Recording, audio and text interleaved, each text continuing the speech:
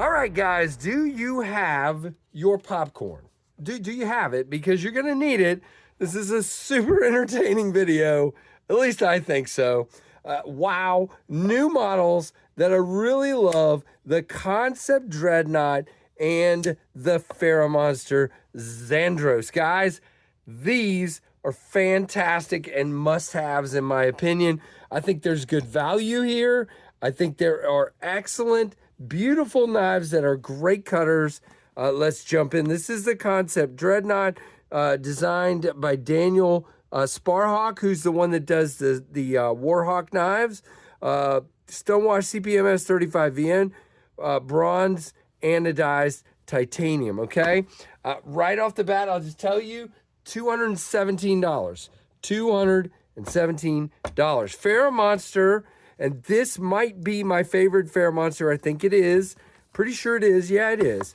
The Xandros. S90V, black, stonewash, and titanium. Let's jump in. Let's talk about these. And, you know, I think you're going to love these. I don't get this hype about knives all that often anymore because I see so many, but these are really good. Now you have, on the Dreadnaught, you have a contoured titanium handle with, in this case, this kind of bronze look, and you have the blue hardware. You have a stonewash blade. Kevin and I were talking about this today, Lefty. I personally think everybody's gone crazy on satin, and stonewash is getting left behind, and I think it's a shame. There are some versions of my new knife, the Tornado, that are stonewash, and I will always have stonewash versions because I love a stonewash. You do have a thumb stud and a fuller. It is the Dreadnaught. It is in S35, okay? I can middle finger flick off of the stud, and I can middle finger flick off of the fuller. However, the fuller is a little too smooth, so I have a hard time getting a good pop off of it. I do better with the stud. That's just me, and thumb stud works really well as well. Now, it is a frame lock. It does have a steel lock bar insert. It is a spinning pivot with, again, we're going to have cage ceramic ball bearings and race washers. That's what our friends at Kansept do. You have this beautiful flat ground blade with a beautiful swedge, and you have like a thumb-hugging harpoon here. 4-finger grip for sure. Feels really good. I go right around this clip. I love the shape of this clip. It's funny. Completely independently. Look how similar that clip is to the clip of the Tempest Tornado that's coming out. Definitely a lot more dramatic on this one, and not really made to be reversible. Whereas obviously this one is straighter because it's made to be reversible. So this one is not reversible. You do not have a lanyard hole. You have a solid backspacer. You have a lot of milling inside for weight reduction. Good access to the lock bar with a really nice chamfer. Come on across, okay? And you do have your lovely steel lock bar insert. We're locked up at about 25. Easily dislocked, unlocked. Good sharpening tool. Now we do have that gradual plunge, which is not my favorite, but it finishes right about there, and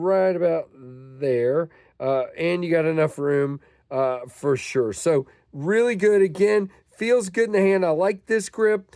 This grip also works, but this one is my favorite. And then, guys, yeah, this. Whoops, and look, this cardboard sucks, by the way, because I was cutting like crazy with a different piece of cardboard earlier. Let's do this. Come on. What are we doing? All right, hold on. We're getting a different piece of cardboard. I was cutting with that earlier on another knife, and I'm like, wow, this knife doesn't cut well. Now, by the way, you do have a really low tip here.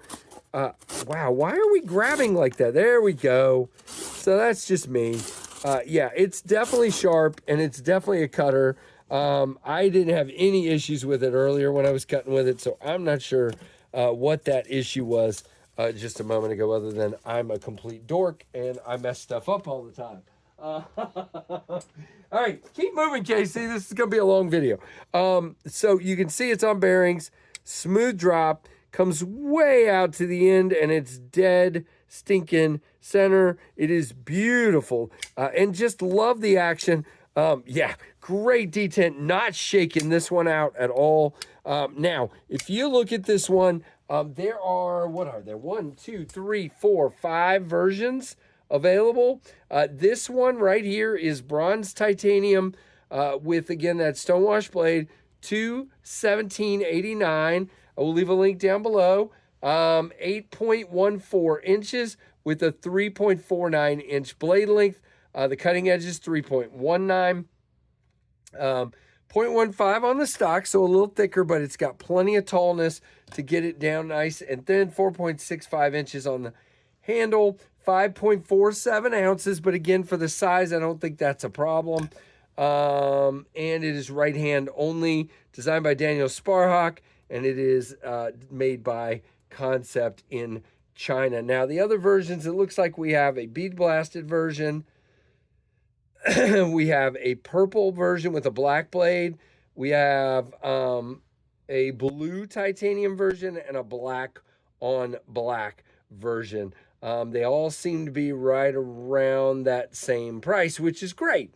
All right, now let's move on to the Ferramonster Xandros, which may be, it is their best in my opinion, and it may be like one of my favorite this year. This is fantastic. I should have wiped the blade. Sorry, I was cutting with it earlier. As a matter of fact, let's just start with some cutting. Wow, there we go again. See, I just think it's this cheesy cardboard. It like bunches up.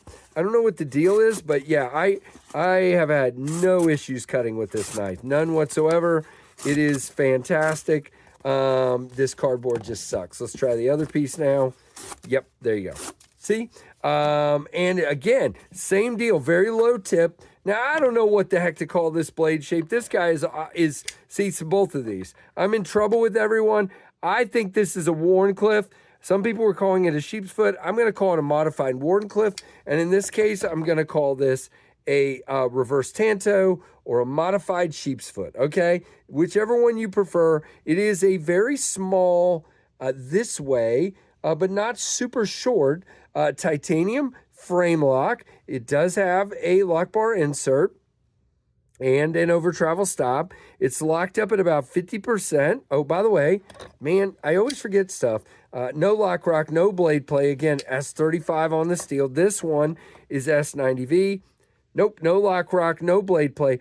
Much thinner. If you want to look at the two, we have a beast over here on the left and a very thin, slicey knife on the right. Very, very nice. We do have a hole, and we do have a front flipper. Now, you saw there, sometimes I struggle with the front flipper a bit. I think it's meant to be this kind of deal, but I can't do these. I am not good at that. You can see if you can hold it still, you can do it. But for me, it is it is this man. I think I'm on the lock bar. See, but I still said it's a phenomenal knife because I would be happy with just the hole. Very nice on the front flip. I mean, on the middle finger flick. Very nice on the thumb flip. And again, if I don't screw it up, very nice on the front flip as well. Very thin, flat scales with a big heavy chamfer. You have a backspacer here with no lanyard hole or anything like that. Very nice clip, good in and out of the pocket. Carries extremely slim. Love the bronze look. Again, hate to keep making everything about the Tempest Tornado, but we have a version that looks like this. And I love it. Little bit of milling for weight reduction. Doesn't really need it. 4-finger grip, as you can see, with a little bit left over. Nowhere to really choke up. You can hit the jimping right here, but you can also choke past the jimping. You have a very nice sharpening tool. However, you can see after 2 or 3 sharpenings, you'll probably begin to start hitting that that plunge grind. Still fine, very thin, and I love that low tip. Like I said, just a cool knife indeed. And again, people that are better at front flipping are going to have no problem with this. Okay, you see. No problem. It's just Casey sucks at front flipping. And it is okay. Now, that is the Ferramonster Xandros. I will leave a link down below. These are 239 in S90V, 7.44 inches overall with a 4.2 inch closed length. Blade length of 3.23.13 on the thickness. Again, very, very cool. Designed in-house, I believe, and produced in-house by Ferramonster in China. Yeah, weight 3.09 ounces, if I didn't say that. And it is on bearings, okay? Very cool. I didn't really talk much about, by the way, there are, how many versions of this guy? Hold on, let me back up. There are 3 versions, it looks like. Wait. Yep. Oh, and they're all sold out. No way. Why are they sold out? Why? Okay, well, guys, the good news is the Kansept is not sold out. I did not see that till just now, but the Xandroses are sold out. Very, very nice. Man, I am so bad at front flipping. We're just not going to do it. Very nice drop. A very clean, cool knife. They're going to do another run. You know they will very soon. But there were 3 versions, and I'm sure they will do another run. All right, time for some comparisons and junk like that, and then we will move on. This is a much longer video than usual because I wanted to give these knives a very good, what's the word? Once over, I don't know, whatever I'm trying to say. So there is the Ontario Rat 1, which you can see is about the same length as the lovely Dreadnaught. Wow. And you can see that the Ferramonster Xandros is closer to the Ontario Rat 2. And then we have our friend, the Tempest Pinion.